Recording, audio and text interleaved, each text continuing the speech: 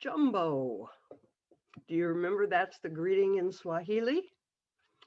And you know that that's half of my Swahili. Um, I'm here this morning because we're going to talk about Kizimani. And that's something so very dear to my heart. I can ramble on for hours and hours. I hope you have coffee handy. But this lesson in Acts said that they laid at the feet of the apostles, and it was distributed to each as they had need. And that's exactly what St. Luke's has been doing with Kizimani this last difficult year. We finished 2 years in Kenya that there were no crops. So providing for the needy families has been extremely difficult. This year, there have been some rains and there are crops planted. It's very encouraging. But the support of families that has come from people like you and me, from St. Luke's as a congregation, because we have contributed, have provided all of these families with the sustenance just to survive. There's lots of good news. Everyone has made it through the pandemic. There have been no COVID-19 cases in the compound that Mama Monica is part of.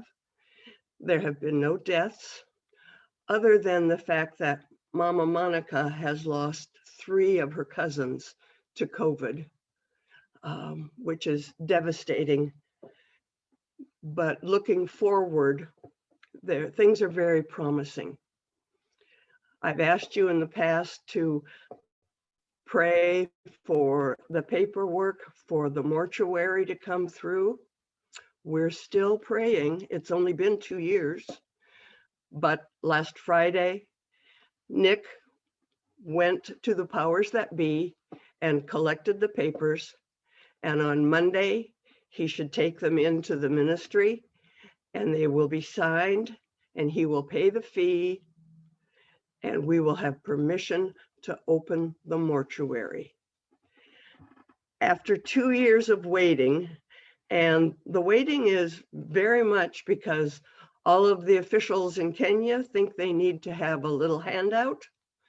Kizimani will not pay any kind of a bribe. So that means we wait and we wait. And now we have proven our point. We won't pay bribes. And perhaps the next thing will go a little quicker. There are so many people waiting for this mortuary to open. There's the older gentleman that took all of his savings and he bought a hearse because he will be able to provide that service right in Kangundo. There's the group of mamas that bought plastic chairs, 100 plastic lawn chairs, and they rent them out. So that's their own little cottage business. There are a group of people that provide catering. Weddings and funerals in Kenya are probably the biggest reason to have a party. And having caterers available locally is incredible. It provides a service to the local people and it provides income to those providing the service. There are so many people that are being affected by this. There's a group of women that have taken classes in flower arranging. It's not something that you think about happening in Kenya. I think of dancing, like the quilt behind me, and that's very much a part of their life. Their joy is felt in the air. Also their sorrow. And one of the things that is happening with Kizimani is that there are people that are providing sponsorship to families. And now this sounds a little bit like I'm asking for money, but I really want you to know what's going on. For $60 a month, you can provide for a family, and that provides 3/4 of their food. That means that they still have to take the initiative to do something, and they're doing that. It provides tuition for education. There is no free education in Kenya. It provides uniforms for those children. It provides medical care. I sponsor a family. I'm actually on my second family. The first man I sponsored is now self-sustaining. He was very ill with AIDS and not able to get his medication because he couldn't get to Nairobi. Now his medication is available locally. His oldest daughter is in cosmetology school. His 2 younger children are in the local school, and he works as a night watchman at the clinic. So I just got a new family. Her name is Susan. She's HIV positive, and she has 2 children in the 5th and 7th grade.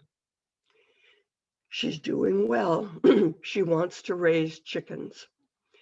So that's something that I hope we'll be able to do in this next year as things brighten up a bit. We're also in the process of putting roofs on the homes of the families in the compound. And because they will have a roof, then they will have a water catchment system. So they will have water available right at their own doorstep. For those of us that turn a faucet, that doesn't sound like much of a big deal to have to go outside and find it. But right now they have to go to the local well, which for many is a long, long walk, and carry their water back. So lots of things are happening. There's a new community service worker hired to work directly with the people in Kangundo. Along the way, there's lots of things happening. This is the 3rd year we've not made a trip for the mission team. And there is not one planned until possibly the end of 22. Kenya is closed again. Nairobi is in shutdown. It just is something that reaches across the world. But our care of our brothers and sisters continues. And if at any point you have any questions about Kizimani, because this is an outreach of St. Luke's, you're encouraged to delve into it, find out, ask questions. I'm always available. You can go to kizimani.org and get lots of answers to questions, see lots of pictures of happy, smiling faces, both adults and children. But for now, I say, Asante Sana. Thank you.